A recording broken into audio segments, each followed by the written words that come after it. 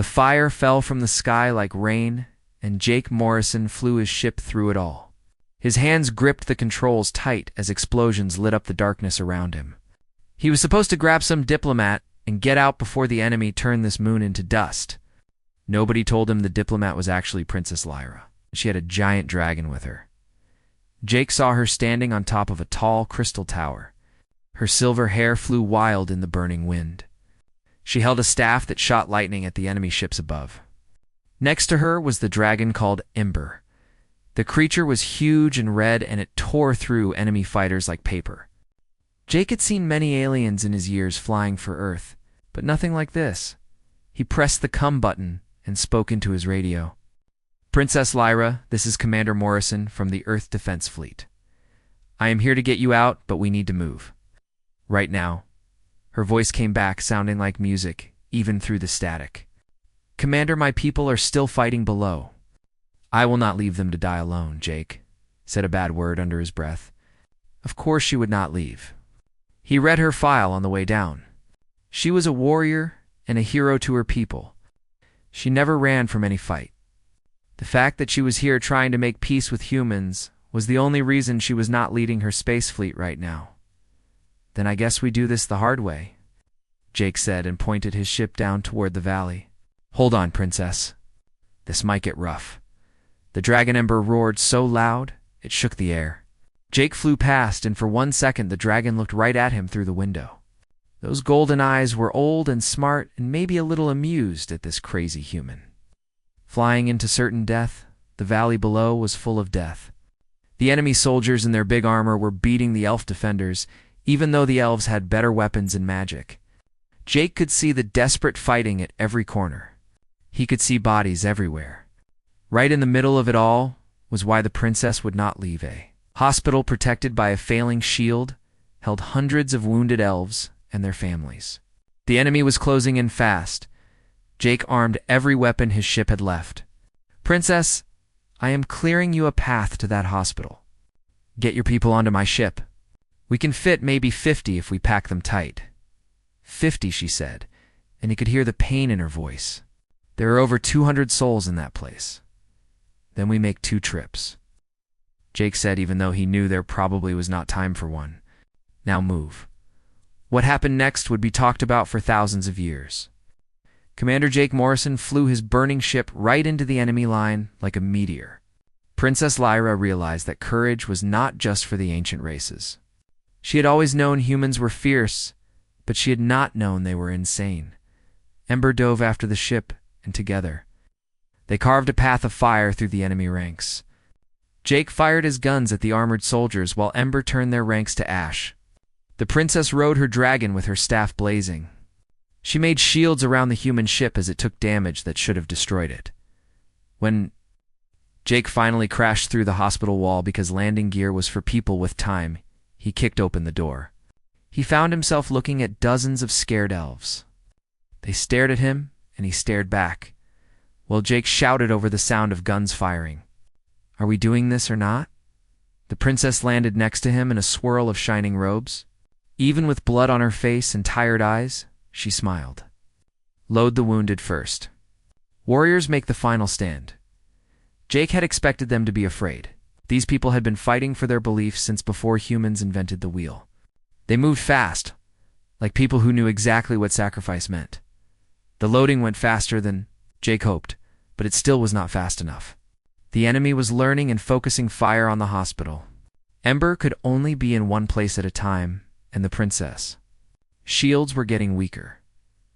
That was when Jake made the decision that would change everything, Your Highness, he said, grabbing her arm as she went to fight again. "You are getting on this ship now?" She pulled away with anger in her eyes. "How dare you? Because if you die here, this was all for nothing," Jake said. His voice was hard from losing too many friends to stupid heroics. "You want to honor your people? Then you survive to tell their story. You survive to make sure the galaxy remembers why they fought." For a moment he thought she might hit him. Instead, something changed in those purple eyes. She saw someone who understood that sometimes the hardest order was the one to live. "Ember stays with the wounded," she said finally. "He will buy you time to escape." Lyra Jake started using her name without thinking. "That is an order." "Commander," she said softly, and then she was calling to her dragon in that flowing elf language. The great beast lowered his huge head to touch her forehead in what was clearly a goodbye. Jake had never seen a dragon cry before. He wished he never had to again. Taking off was a nightmare of grinding metal and dying engines. Half the enemy army seemed to want to shoot them down. Jake flew better than he ever had in his life. In the co-pilot seat, the princess worked her magic, making protective walls that bought them seconds. Below, Member fought like the end of the world, buying the time his friend needed to escape. Jake did not look back. He could not. They broke through the atmosphere, trailing fire and pieces of the ship. Jake aimed for the only safe place in the system. The human carrier Valiant, his home ship, was fighting a desperate battle against the enemy fleet. He sent the emergency codes and prayed someone was listening. He focused on keeping them alive for 30 more seconds. 2010. The Valiant hangar shields dropped just long enough for Jake's dying ship to tumble through. They slid across the deck in a screaming mess of sparks and breaking metal. Jake's world went dark for a moment. When he could see again, the first thing he saw was the princess, still strapped in her seat. She was bleeding from many cuts, but alive and awake. "We made it," she whispered with wonder in her voice. "Part 1," Jake said, unbuckling with shaking hands. "Now we have to get your people help and survive long enough, too." The ship alert sirens cut him off. The enemy was chasing them and bringing everything they had. The princess looked at him, and in that moment something passed between them. An understanding made in fire. A knowing that their fates had become impossibly and forever tangled. Then, "Suppose we'd better win," she said, and despite everything, she smiled. Jake found himself smiling back. "Yeah, I suppose we better." Behind them, the medical teams were already rushing to help the wounded elves. Ahead of them, an impossible battle waited. Somewhere on the surface, a dragon fought alone against an army buying time he knew would cost him everything. The war had just begun, but in that moment, as Commander Jake Morrison and Princess Lyra walked side by side into the chaos, something else had begun too. Something that would change the future of two species and echo across the stars for generations to come. The Valiant shook as another enemy weapon hit the shields, and Admiral Kate Sullivan watched the battle display with calm eyes. Her ship was outnumbered 3-1, and she just took in a ship full of alien refugees in the middle of the biggest fight of her career. It was just another day for her. "Admiral, the Elf Princess is asking to see you," her officer reported. "She says it is urgent." Kate raised an eyebrow. The princess had been on board for less than 10 minutes. The fact that she was already making demands spoke to incredible nerve or incredible need. "Send her up," Kate ordered. "And someone find Morrison. I want to know exactly what he brought onto my ship." Jake showed up on the bridge 3 minutes later, still wearing his burned flight suit with a fresh bandage on his head. The elf princess followed, and despite the blood and ash on her, she moved with grace that made the whole bridge crew stop and stare. "Admiral Sullivan, Princess," Lyra said with her accent wrapping around the words like silk. "I thank you for shelter, but I must ask for more. I need your help to save my dragon." The bridge went silent, and Kate studied the princess with the eyes of someone who had dealt with dozens of alien species. She saw the exhaustion, yes, but also the steel underneath. This was not someone making an empty plea. "Your dragon is on the surface," Kate said slowly. "The surface that is currently being turned into radioactive glass by the enemy bombing. Even if we wanted to rescue him, we are fighting for our lives up here." "I know what I am asking," Lyra said, and her voice cracked just a little. "Ember is bonded to me.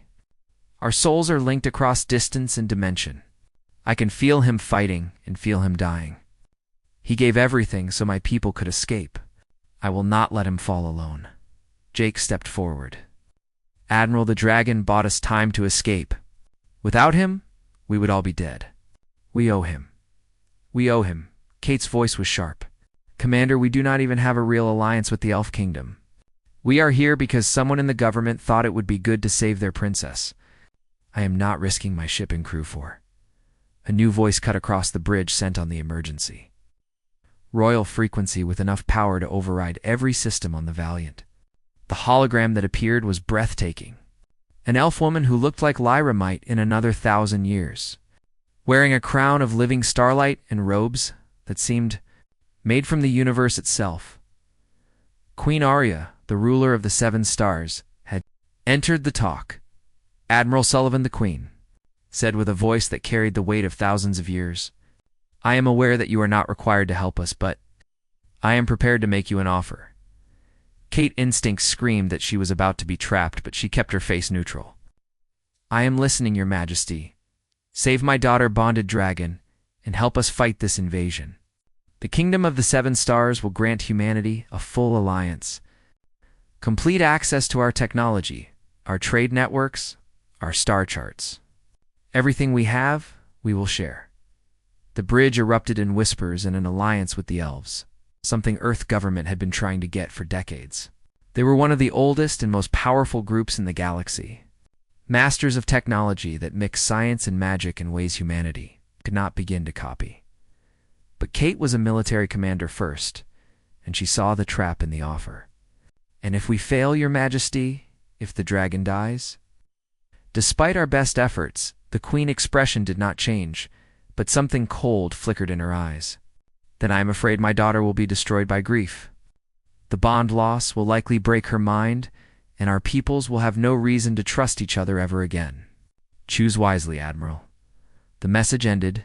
Kate stood in the silence, aware that every eye on the bridge was on her. She looked at Jake, who met her gaze with quiet strength. She looked at the princess, who stood with the desperate hope of someone who had already lost too much. Then she looked at the battle display, at the enemy ships that were destroying everything, and made the kind of decision that would either get her punished or promoted. Navigation. Plot a course to the princess coordinates. Weapons, I want firing solutions on every enemy ship between us and the surface. Engineering, push the engines to 110%. I do not care if they complain. She turned to Lyra. "Your Highness, I hope your dragon is worth starting a war over." Lyra response was to grip the railing, close her eyes, and begin to glow with an inner light that made every human on the bridge step back in shock. Her voice rose in words that went past the ears and spoke directly to the soul. Suddenly, the Valiant shields blazed with power that broke every meter. "She is feeding magic directly into our defense systems," the chief engineer said, staring at readings that should not be possible. "Admiral, our shield strength just tripled." Jake whistled low. "That is new." Commander Morrison, Kate said sharply, "You wanted to play hero. Get down to the hangar and prep a rescue shuttle. You are going to need something faster than a dropship." "On it," Jake said, already moving, and Morrison, Kate called after him, "Try not to die. I have a feeling we are going to need you for the wedding." Jake froze. "The what?" But Kate had already turned back to her command station with a small smile on her lips, despite the chaos. She had seen the way the princess looked at Morrison, and more importantly, she had seen the way he looked back. The Queen might think she was making political plans, but Kate had been around long enough to know something else was at play. Sometimes the galaxy had a sense of humor. The Valiant going down into the atmosphere was like riding a meteor into hell. Even with the princess-boosted shields, the enemy fire was constant. 2 of the escort ships took critical damage covering their approach. On the surface, Jake flew his rescue shuttle through a land turned into nightmare. The crystal forests were melting. The beautiful elf buildings were reduced to slag, and through it all, Ember fought on. The dragon was magnificent and terrible. Half his scales were burned black. One wing was torn, and he bled silver blood from a dozen wounds, but he fought with a fury that held an entire enemy battalion back. His flames had carved a crater around the hospital ruins. Ember Jake sent on all frequencies. "Big guy, it is me. The crazy human from earlier? Your princess sent me to bring you home." The dragon head swung toward him with golden eyes blazing with pain and anger. For a moment, Jake thought Ember might not recognize him. Then the dragon mental voice slammed into. Jake mined like a thunderbolt, going past language to communicate in raw emotion and images.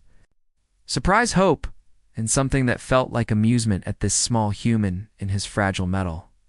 Box, yeah, I know. It is crazy, Jake said, bringing the shuttle in low. But your girl is going kinda nuts up there, and I promised her I would bring you home. So how about you stop being stubborn and get in the ship? Another enemy wave was coming. Ember looked at them then, at the shuttle, then back at Jake. The message was clear. He was too big to fit in the shuttle, and he would not leave while the wounded still needed protection. Already thought of that, Jake said, and pressed the com. Admiral, I need emergency pickup for about 30 elf wounded at my location, and I need it now. Morrison, we cannot risk another dropship. Kate's voice came back. Then I guess I am staying here, Jake said calmly. Princess, you might want to come down here. Your dragon is being difficult. What happened next would be argued by alien mind experts for decades. The princess, still feeding magic into the valiant shields from orbit, somehow reached her mind down through the atmosphere, across hundreds of miles to touch both her dragon and the human who came to save him. Jake gasped as he felt her presence wrap around his mind. Warm and fierce and completely alien. For a heartbeat, he was three beings at once. Himself, the exhausted princess, holding on to her magic, and the wounded, his dragon fighting beyond the limits of strength. Save them, Lyra's voice echoed in his head. Save them both, and I swear by the stars themselves, I will give you anything you ask. I do not want anything. I just want to bring you your dragon.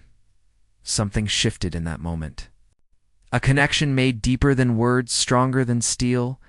When Jake opened his eyes, he found Ember staring at him with what could only be respect. Okay, big guy, Jake said. Here is the plan. The Valiant is dropping pods for the wounded.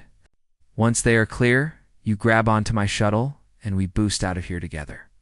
Your princess is going to catch us with a magic safety net or something. I do not know. I do not speak elf wizard. Ember response was to fold his damaged wings and move aside, letting the rescue pods land. The remaining elf warriors worked fast, loading their wounded while Jake's shuttle and Ember gave covering fire. It was the strangest partnership he had ever been part of. A human gunship and an alien dragon fighting side by side against impossible odds. When the last pod launched skyward, Ember turned to Jake. There was a question in those ancient eyes. Yeah, Jake said. I am serious. Now, climb on before I change my mind. The dragon claws wrapped around the shuttle hull with surprising gentleness. Then they were rising together through the firestorm. A bizarre sight that made the enemy gunners pause in confusion. Before opening fire with everything they had, Jake. Hands danced across the controls, dodging, twisting, using every trick he learned in 20 years of flying. Ember wounded wings spread to give lift, and somehow impossibly they were climbing. Rising above the burning moon toward the stars. Valiant, I hope you are ready to catch us, Jake sent. Because we are coming in hot. The battle for the star system raged for 3 more days, and during that time, Jake Morrison became familiar with several things he never expected to learn. How to address elf nobility properly. How to use a weapons console, while a princess sent magic through it, and the fact that when a dragon declares you part of his fire family, it involves a mildly painful ceremony that left glowing marks on Jake's arms. It means Ember accepts you as worthy of his bonded companion, Lyra explained as the living marks settled into his skin, forming patterns that looked like dragon scales made of gold light. It is extremely rare for him to offer this to anyone. They were in one of the Valiant observation decks, stealing a few minutes of peace while the ship refueled between fights. Outside the window, elf warships were arriving through the jump points. The Queen had kept her word, sending a fleet that quickly turned the tide against the enemy. So I am branded for life. Jake looked at the marks with mixed feelings. They were actually kind of beautiful in an alien way. You say that as if it is a burden, Lyra said softly. She reached out and traced the patterns with one delicate finger, and Jake felt a spark of something electric at her touch. In my culture, to bear a dragon mark is one of the highest honors. Some spend lifetimes seeking such recognition. Jake caught her hand, holding it gently. Lyra, We need to talk about this wedding thing. She tensed slightly, but did not pull away. You wish to refuse? I understand. My mother's decree was abrupt. That is not what I am saying, Jake said quickly. But we have known each other for 3 days. 3 days of non-stop combat, granted, but still. Do not you think we should actually get to know each other before we commit to you no forever? Lyra was quiet for a long moment, her purple eyes searching his face. In my culture, arranged marriages are common among nobility. Love is considered something that grows with time and shared purpose, but I forget. Humans do things differently, some of us, Jake admitted. Though my grandmother always said the best marriages were between people who would choose each other, even if they did not have to. He squeezed her hand. So here's what I am thinking. We go along with your mother plan. I am not stupid enough to mess up an intergalactic alliance. But in the meantime, we actually try to make this work. Real conversations. Learning about each other. Maybe a date or two when people are not actively trying to kill us. A slow smile spread across Lyra's face. You want to court me while betrothed to me? Is that weird? It is very human, she said. The way she said it made it sound like a compliment. I accept your proposal, Jake Morrison. Court me well, and perhaps by our wedding day you will have earned more than just my gratitude. Challenge accepted, Jake said, and was rewarded with her laugh. Their moment was interrupted by Admiral Sullivan's voice over the ship-wide com. All senior officers to the bridge. We have got incoming. The incoming turned out to be a government envoy from Earth arriving via fast ship with a group that included 2 senators, 3 protocol officers, and 1 very nervous cultural helper named Amy Chen, who had been given about 6 hours to become an expert on elf wedding traditions, Commander Morrison, Senator. Patricia Hayes said in a tone that suggested she would rather be anywhere else. I trust you understand the delicacy of your situation. They were in one of the Valiant conference rooms. Jake stood at attention, very aware that his career path had just taken a bizarre left turn. Lyra sat beside him looking royal, even in borrowed human clothes, while Ember presence could be felt through the walls. The dragon had taken up residence in the Valiant largest cargo bay and refused to leave his bonded companion vicinity. I am engaged to an alien princess and accidentally made humanity first formal alliance with an elder race civilization, Jake said. I am aware that is unusual, Senator. Hayes actually cracked a smile. That is one word for it. The other word is nightmare, at least for the diplomatic corps. Do you have any idea how many treaties and protocols you have bypassed? I was a little busy not dying, Ma. Understandable. Fortunately, Queen Arya seems inclined to be flexible.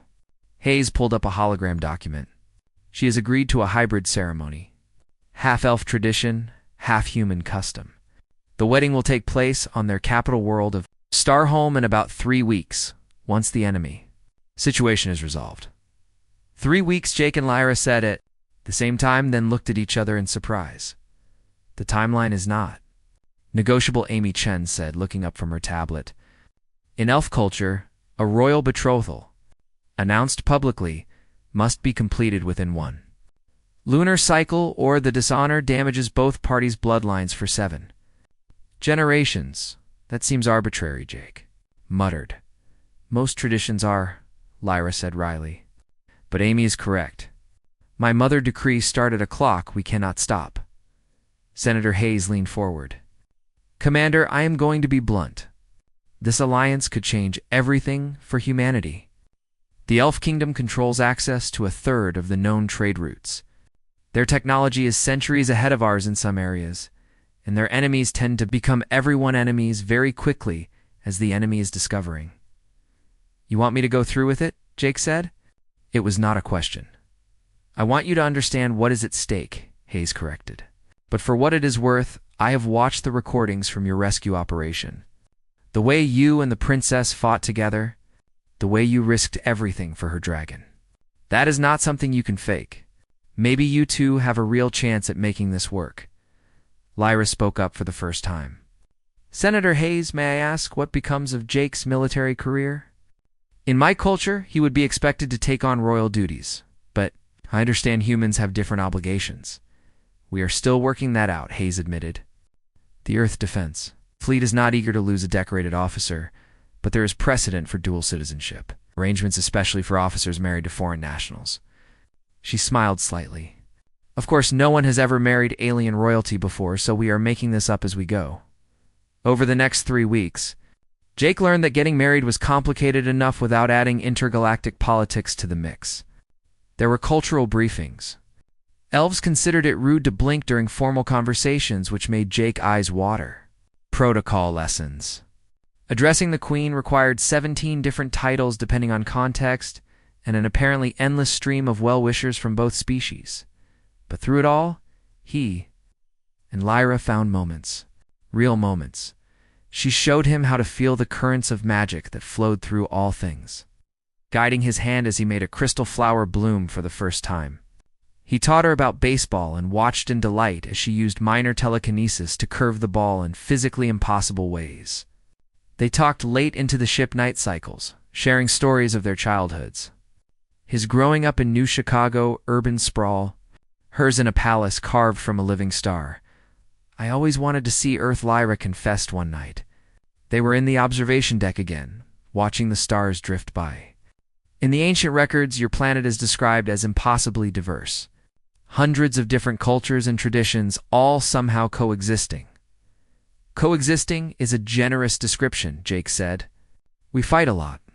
We have fought each other, fought ourselves, fought anyone who would stand still long enough.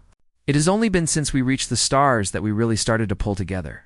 Perhaps that is why my mother chose you, Lyra mused. Elf culture is ancient, stable, unchanging. We have had the same basic government for 12,000 years, but that stability comes with stagnation. We have grown careful, risk-averse. She looked at him. You are not risk-averse, Jake Morrison. I am a professional idiot who flies into burning planets to save dragons, Jake agreed. But it seems to work out. She laughed and leaned against him, and Jake wrapped an arm around her shoulders. It felt natural, right? 3 weeks ago, she had been an alien princess, impossibly distant. Now she was just Lyra, sharp-witted, brave, with a tendency to hum while she worked magic, and a surprising appreciation for terrible human action movies. Are you afraid, she asked quietly? Of the wedding, of everything changing? Terrified, Jake admitted. But also kind of excited. Is that weird? Very human, she said again, and this time Jake heard the affection in it. I am afraid too. What if I am a terrible wife? What if you grow to resent the restrictions that come with marrying into royalty? What if he kissed her?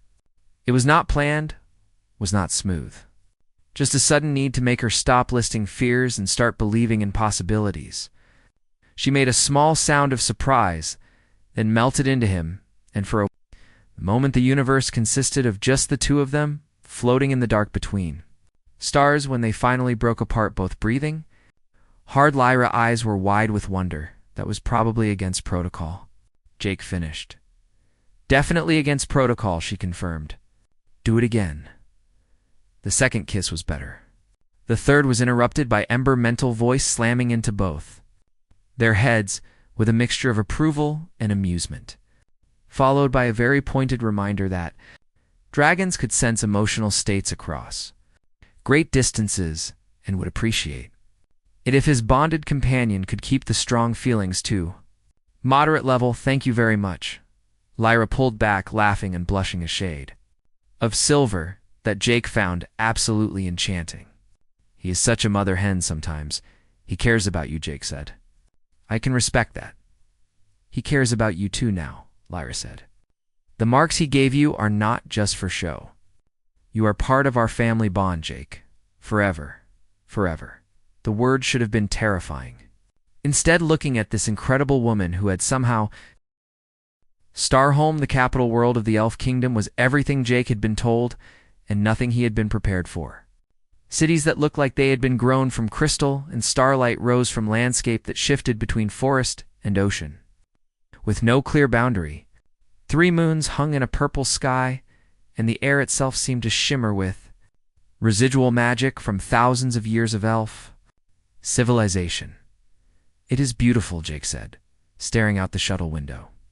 As they made their approach, Lyra sat beside him, wearing ceremonial robes that made her look like she had been carved from moonlight.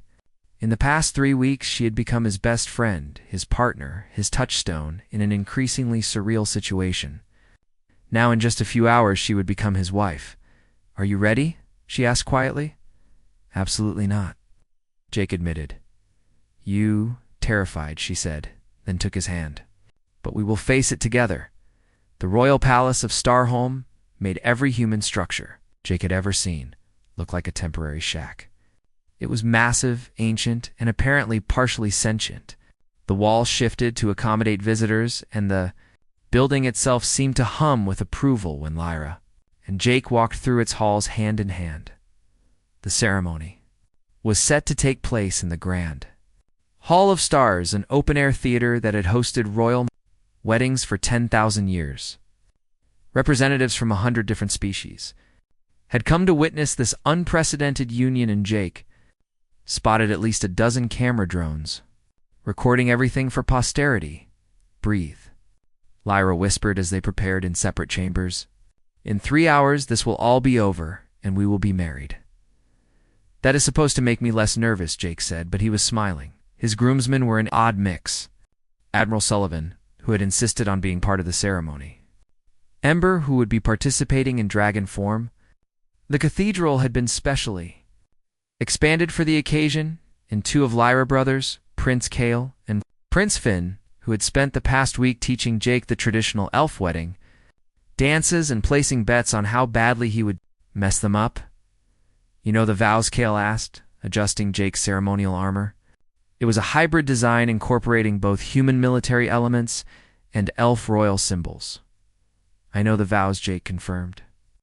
He had been practicing them for weeks, first in English, then in High Elf, then in the old tongue that predated both, and supposedly bound magic itself to the promises being made. "And you know you cannot back out," Finn added cheerfully. "The moment you enter the Hall of Stars, the binding magic activates. You are committed." "I am aware," Jake said. He had been briefed extensively on the magical aspects of an elf wedding. The vows were not just symbolic. They would create a literal bond between him and Lyra, linking their life forces in ways human science could not begin to explain.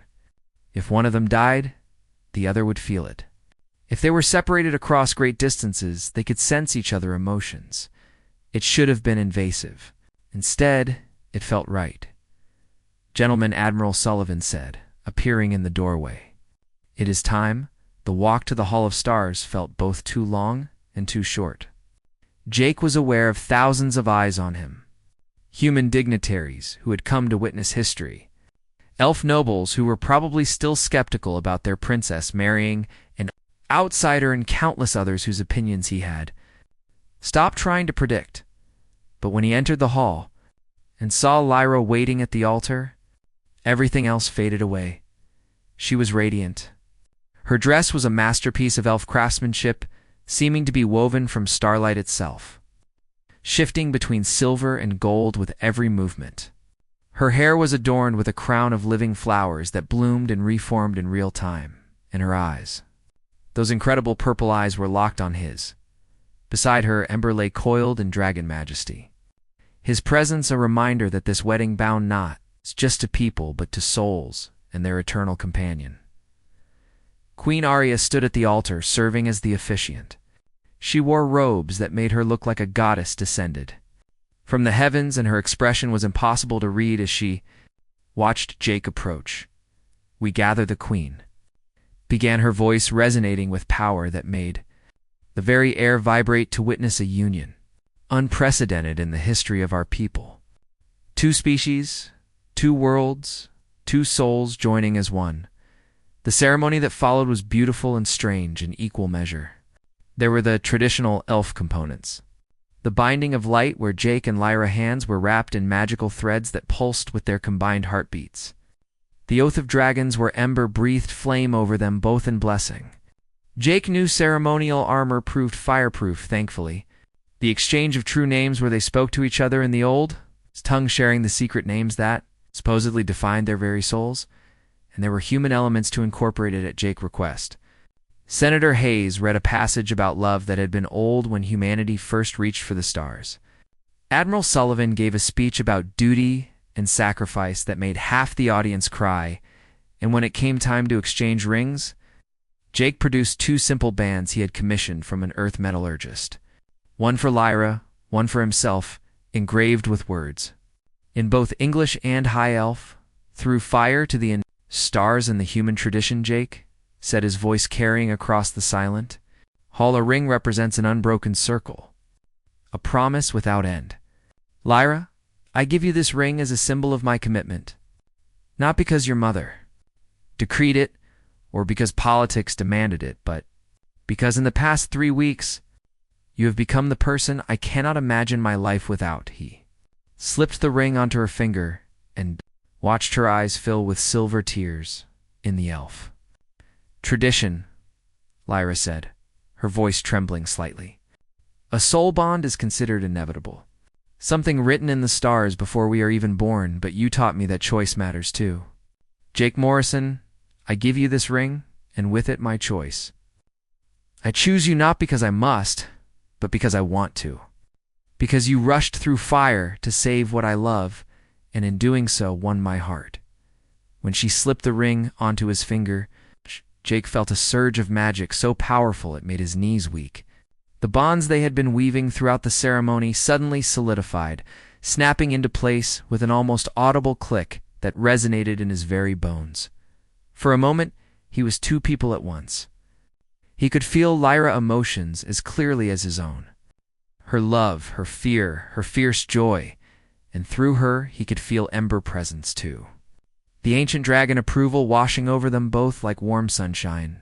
By the power invested in me, Queen Arya said, and there was something almost tender in her voice now. By the laws of the kingdom and the treaties of the Earth Alliance, by magic and science and the force of two hearts joining, I pronounce you bonded, wedded, joined in all ways that matter. You may kiss your bride, Prince Consort Morrison. Jake pulled Lyra into his arms and kissed her as the Hall of Stars erupted in celebration.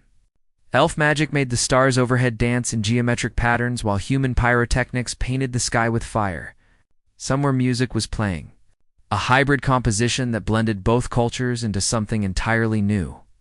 But Jake was only aware of Lyra, of the weight of their new bond settling into place, of the absolute certainty that whatever came next, they would face it together. When they finally broke apart, both of them breathless and laughing, the Queen stepped forward and did something that shocked everyone present.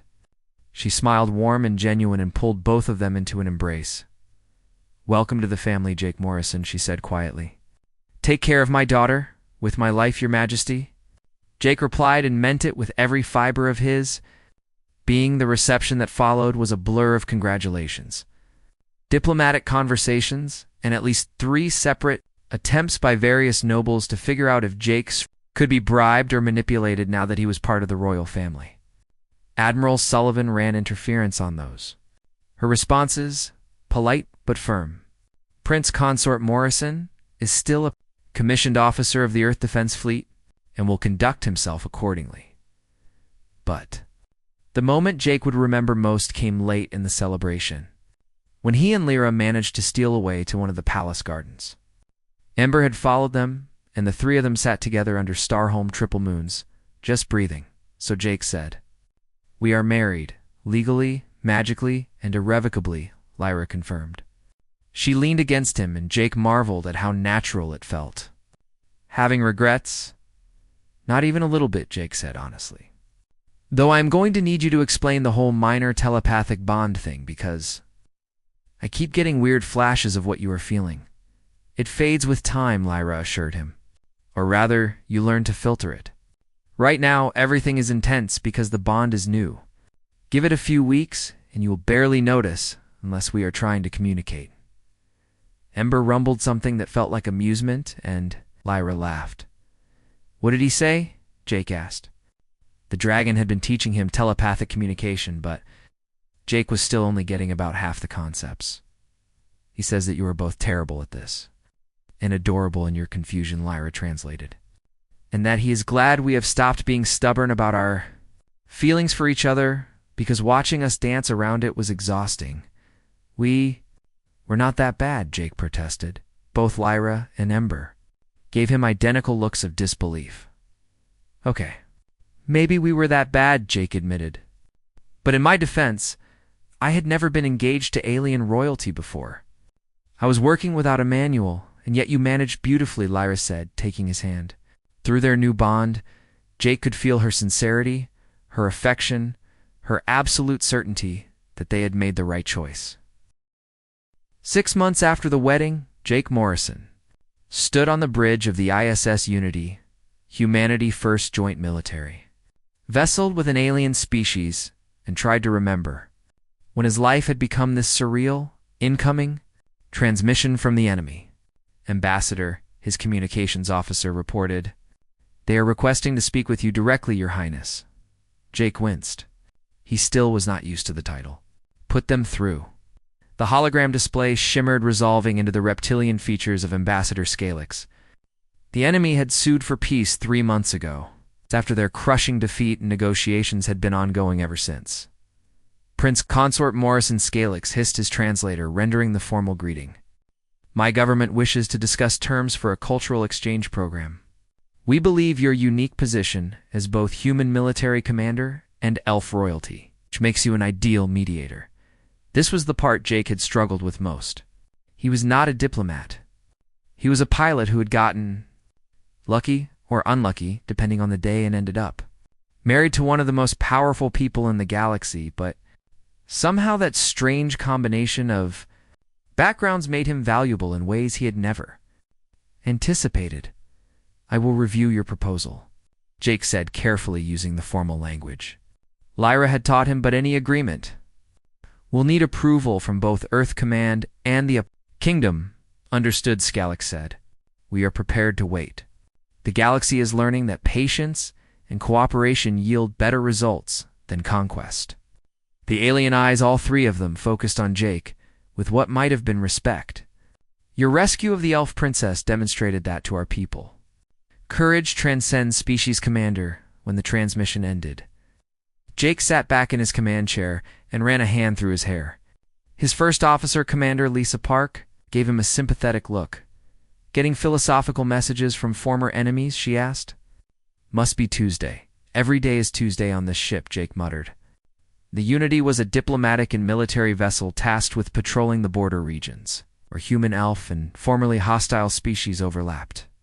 It was equal parts warship and olive branch, and Jake had been given command. As a symbol of the human-elf alliance, Lyra had command of the elf contingent aboard in her ship, the Stardancer. Currently flew in formation with the Unity. They had spent the past 6 months learning to work together, to blend human efficiency with elf mysticism to create something new and potentially revolutionary. And they had spent their nights learning to be married, which was its own adventure. "Entirely, Captain. We are approaching the designated coordinates," Park reported. "The Queen transport should be here within the hour." Jake nodded. Queen Aria was coming for an inspection tour, ostensibly to review how well the Joint Command was functioning. In reality, Jake suspected she just wanted to check on her daughter. An hour later, the royal transport materialized out of jump space in a flash of silvery light. Jake met the Queen in the Unity main hangar bay, standing at attention in his formal uniform. A hybrid design that incorporated both Earth and elf elements, marking him as belonging to both worlds and neither. "Your Majesty," he said, bowing in the elf style. Aria lips quirked. "Jake, we are family. You can drop the formality when it is just us." Lyra says the same thing, Jake admitted, relaxing slightly, "but I keep waiting for someone to realize I am just a pilot who got in over his head. You are the pilot who saved my daughter's life, forged an alliance between our peoples, and has been successfully commanding a joint military operation for 6 months, Aria corrected. "Stop selling yourself short." They walked together through the Unity corridors, the Queen nodding politely to the crew members who snapped to attention as she passed.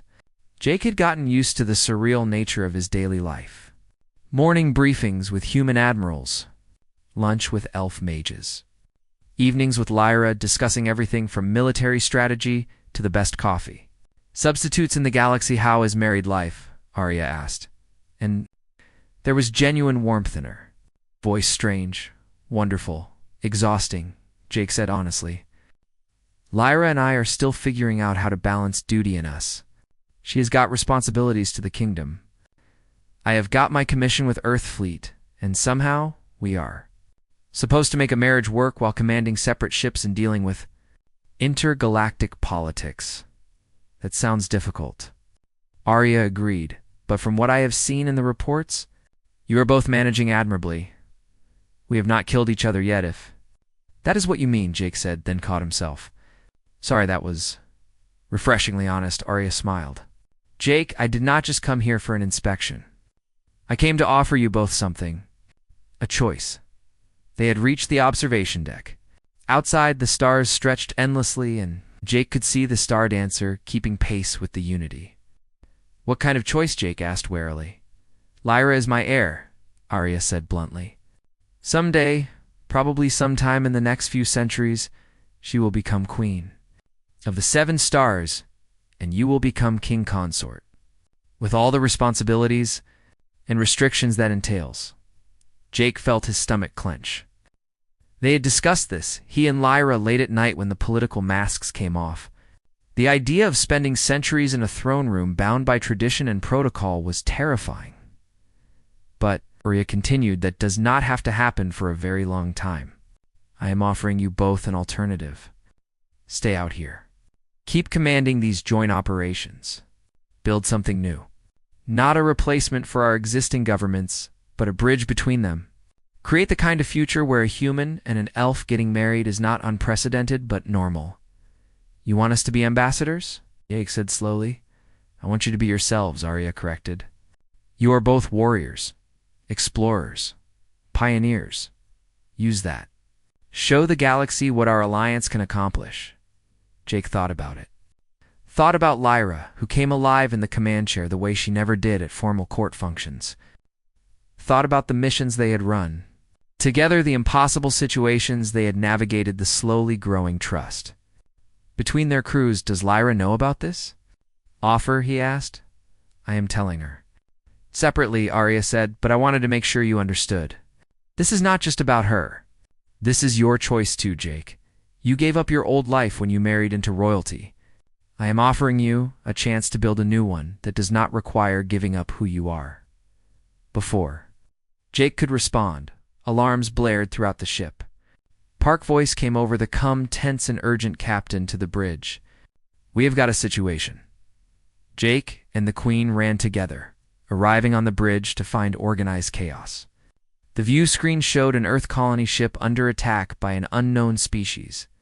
Insect-like vessels that moved in coordinated swarms, overwhelming the colony ship defenses. Identity, Jake snapped, sliding into his command chair.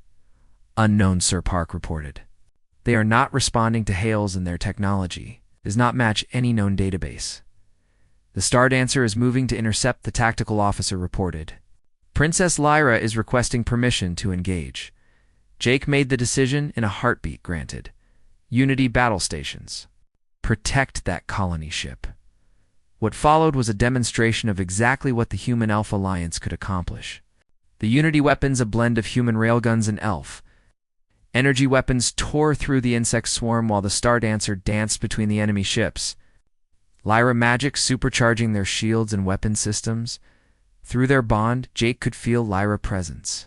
Her determination, her focus, the fierce joy she took in protecting innocent lives. They moved in perfect synchronization to Commander's thinking, as one covering each other's weaknesses and amplifying each other's strengths. They are retreating, Park reported 15 minutes later. The insect ships were pulling back, apparently deciding that the Unity and Star Dancer were too much trouble. Pursuit vector, Jake asked. Negative, sir. They have jumped out.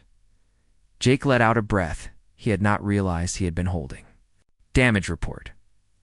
Minor hull scoring, nothing critical. The colony ship took some damage, but they are stable. No casualties on our side. Good work, everyone. Jake stood, suddenly aware that Queen Arya had watched the entire battle from the back of the bridge. Her expression was thoughtful. An hour later, Jake met with Lyra in the Unity diplomatic suite. She had transported over from the Star Dancer, still wearing her combat armor, her hair disheveled and her eyes bright with energy. That was incredible, she said, pulling him into a hug. Did you feel it? The way we moved together. Like we were reading each other's minds, Jake confirmed. Through their bond, he could still feel the echoes of the battle, her exhilaration, her pride in their crews, her bone-deep satisfaction at having saved lives. Mother offered you the same choice she offered. Me did not she? Lyra asked, pulling back to look at him. Stay out here instead of going back to play court politics? Jake nodded. Yeah, she did. What do you think? Lyra walked to the viewport, staring out at the stars. I think I have spent my whole life being groomed to be queen. Learning protocols, memorizing treaties, being the perfect elf princess. She turned to face him. But out here with you, I get to be something else. I get to be me, so we stay, Jake said. It was not really a question. We stay, Lyra confirmed. We build this bridge between our peoples. We explore.